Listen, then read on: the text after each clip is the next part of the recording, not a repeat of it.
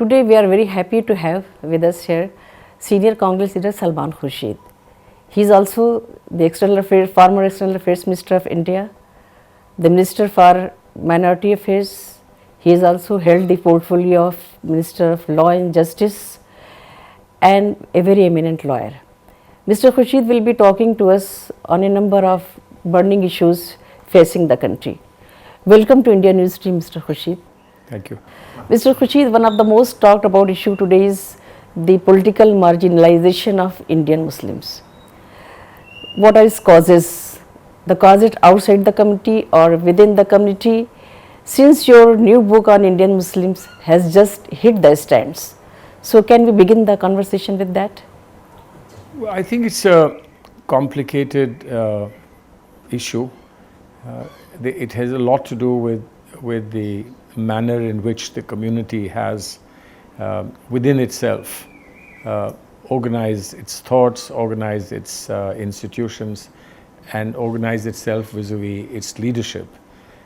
It also is a lot to do with the prevailing winds in the country today, the trends, as it were, of political thought that favor the Bharatiya Janata Party and have given them two stunning victories in the last two elections. I think fundamentally the question that the country is grappling with is, what kind of country are we? What kind of society do we want to be? And what are our aspirations? And there are different versions of it. The version that we have lived with all along has been the version that describes itself as a syncretic, pluralistic idea of India, where everyone contributes and everyone has an equal role. Now, this has been challenged and questioned by the present government and the present party in power, which says, no, you're wrong. The majority has a way of life, and a majority has a way of thinking that must necessarily prevail, and that must necessarily be considered as the real India. Now, this is very difficult to accept for those who believe in the Indian Constitution that provides for a version of India that has a contribution by everyone and not just by one single community, be it a majority or be it a minority. So that's the critical question. How do we deal with these issues from within the community is the big question. How do Muslims deal with it? How well do they equip themselves to deal with it? And what happens when strategically you need to take steps to counter a prevailing view which is obviously adverse or is believed to be adverse to the Muslims or to minorities generally? I think these are questions that we are all grappling with, and everyone is grappling with it. Some have retreated into solitude and silence. Some are quietly whispering to each other as to what is the positions to take, and some are just waiting for the time to change again. Muslims have been drifting away from the Congress. So what are the reasons? Did the party fail them, or was it their own fault? What do you say about it? I think that it's not fair to be judgmental now. This is part of history. It doesn't stop now and here. It continues for a while, and we would know, in due course we would know what the true picture is. But the fact remains that they drifted away from the Congress. But Muslims are not the only ones who drifted away from the Congress. There were other groups.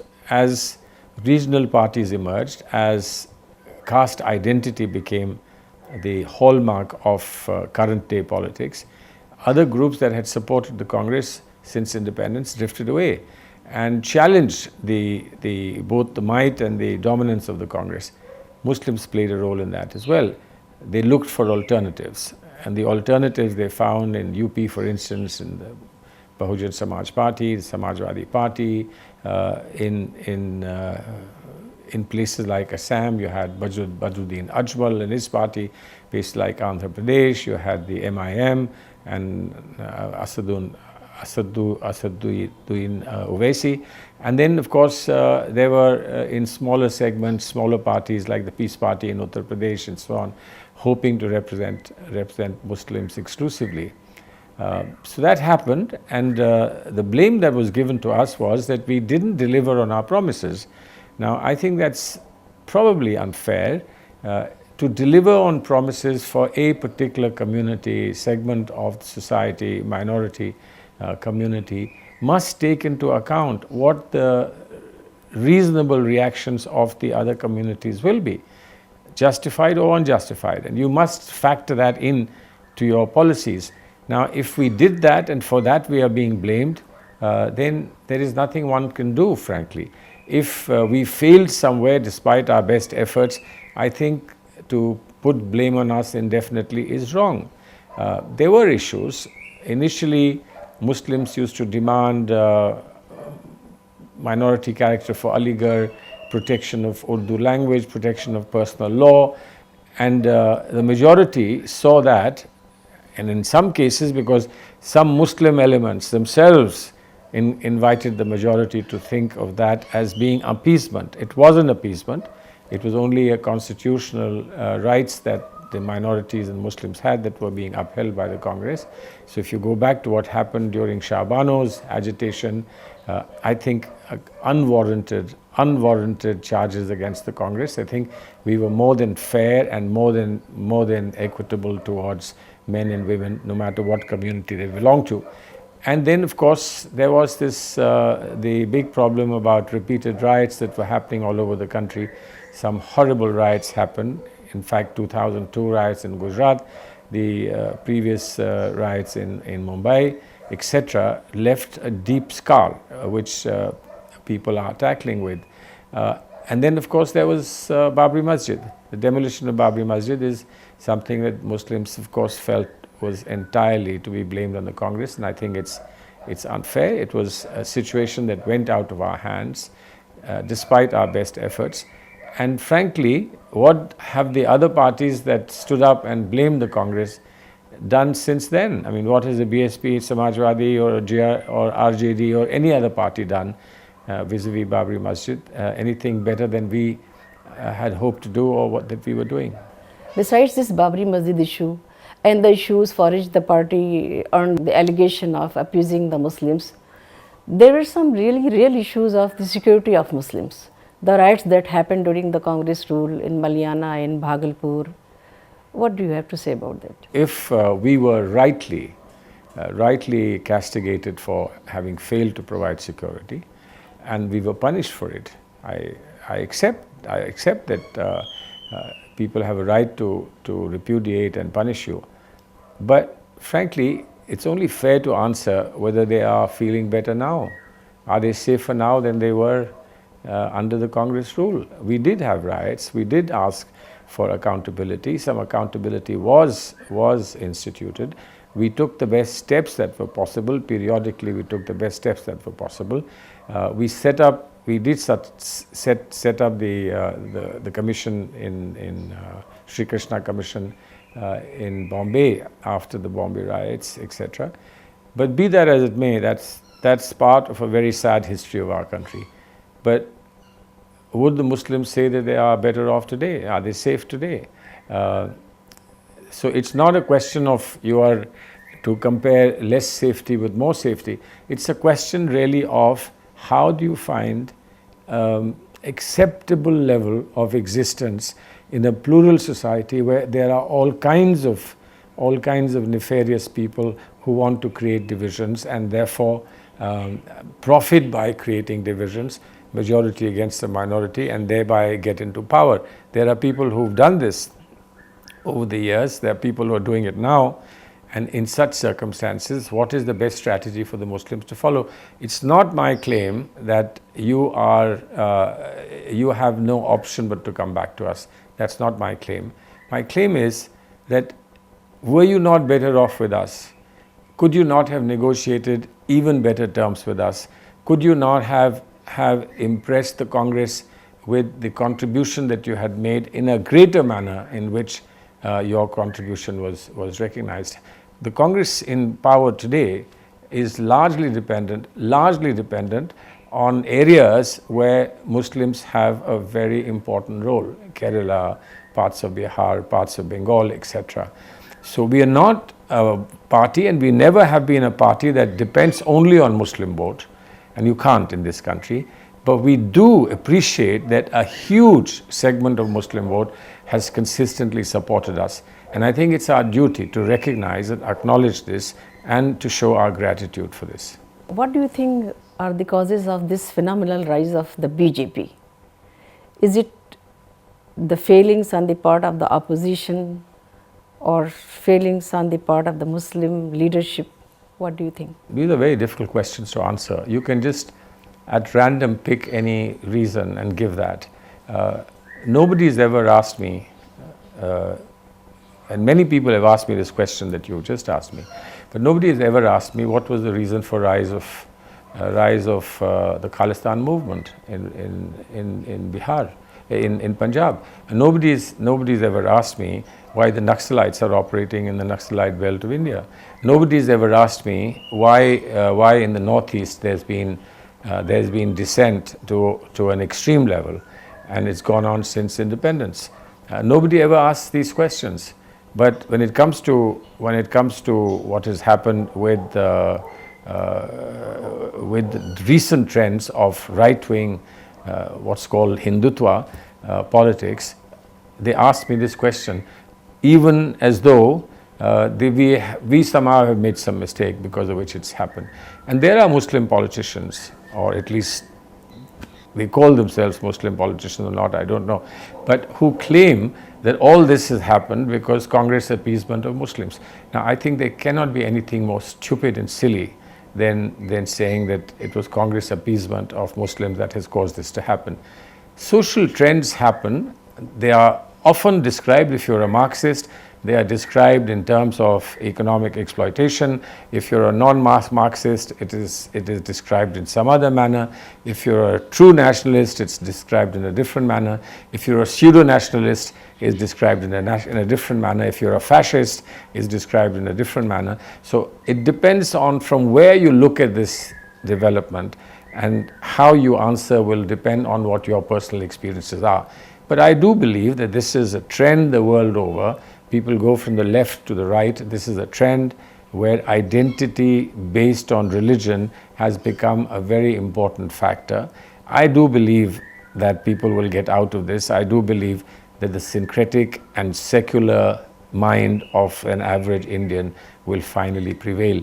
But in order to do that, we need to find ways of communicating. If Muslims communicate with Hindus, there is more likelihood of a change of mind in the country. If we give up communication and if we cut off all contacts with each other, then it won't change for a very long time. Now I would like to come back to the situation in Kashmir. What are your views on this abrogation of Article 370 of the Constitution and the way this clampdown was there before the announcement and after the announcement? I think it's tragic in the extreme. There are a few moments in the history of our country since independence that cause deep anguish and regret. They've happened. I think the demolition of Babri Masjid was one. The inevitable consequences of what happened in Harmandir Sahib during the Sikh revolt is another one, and we still haven't been able to put a balm on those. The horrible attack on Mumbai by the terrorist commandos that had come from across the border is another such very sad moment. And I believe in the time of Prime Minister Nehru, the attack by our friends, neighbors, Chinese, and the consequences of that attack must have been, again, a very, very sad moment. So there are several very sad moments since independence. And I believe to that saga of sad moments, this has also now been added. It's very, very tragic what has happened. I don't believe this government has thought through where it will go. to think that they can resolve it, or they can solve it, or they can find an easy solution is really living in a fool's paradise. It's a very complicated situation. We could be blamed for not having been able to do anything in 50 years, but I believe we did achieve a great deal. We did keep a part of the soul of Kashmir integrated with India. I hope that's not been hurt by what this government has done. It's too early to say. I would pray, at the cost of our failure, I would pray that the government succeeds in what it's trying to do. But I have very serious doubts. What do you have to say about this issue of NRC? The final list is out and still a lot of people are not satisfied. Just see the amount of money and the time involved in the whole process. How do you see this whole issue? See, we are not the only country in the world that is dealing with migrations. Migrations happen for many reasons. Why do people from Latin America want to go to the US? Why do Indians want to go to Europe? And we demand equal rights in the whole world. And today we celebrate the fact that across the globe, the Indian diaspora is successful. That we have, whether it's Suriname or it's Mauritius or it's West Indies or it's in the US now or the UK, that our people or people from the subcontinent who went 1 or 2 generations ago are today holding top positions, playing sports for their teams.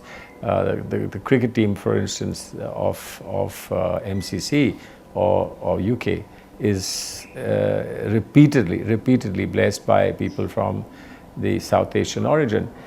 Now, we see the world with one eye and ourselves with a different eye completely. People are aspiring to come to India because India is a good place to be in. Of course, we can't suffer multitudes coming into India because we ourselves have a resource crunch. We need jobs, we need land, we need comfort, we need housing, we need schooling for our own children. And so how do we take on a huge burden coming from neighboring countries? But it's a problem that cannot be solved through the police. Now, some accounting was necessary to know the truth. People used to say there are God knows how many millions of migrants who've come in, refugees who've come in, of people who've infiltrated without right to be here, etc. But today we at least know the numbers for sure. Some human tragedies have obviously surfaced, and we must, in a compassionate and a sensible way, handle them. But at the end of the day, are we committed in the world? Are we committed to removing statelessness rather than removing stateless citizens? Are we committed to that? Are we talking to Bangladesh about finding a solution? And whatever we find is a solution with Bangladesh, will that apply in any other case as well? Will it apply to those who still haven't gone back as far as Sri Lanka is concerned, the Tamilians who haven't gone back to Sri Lanka, will it apply there as well? Or is it going to be a very partisan approach, which is supposedly the purpose for which the Citizens Amendment Bill is being brought on the statute books? So these are big questions. There's a human element. We are a country that believes in human rights, but we are a country that has some obligation to its own people. What is the right balance, and how will that right balance be achieved? Are we going to keep people in detention centers for the next 50 years? Is that what we're going to do? Are we going to, at the point of a gun, push them across the border back into Bangladesh or wherever? Is that what we're going to do? Or are we going to find a sensible solution to this? Is the question that a government in future will have to answer. The present government's business is only to say, we've done this, give us votes. We've done this, give us votes. That's not how human beings are to be handled. Thank you, Mr. Khurshid, for talking to us. Thank you so much. Thank you very much.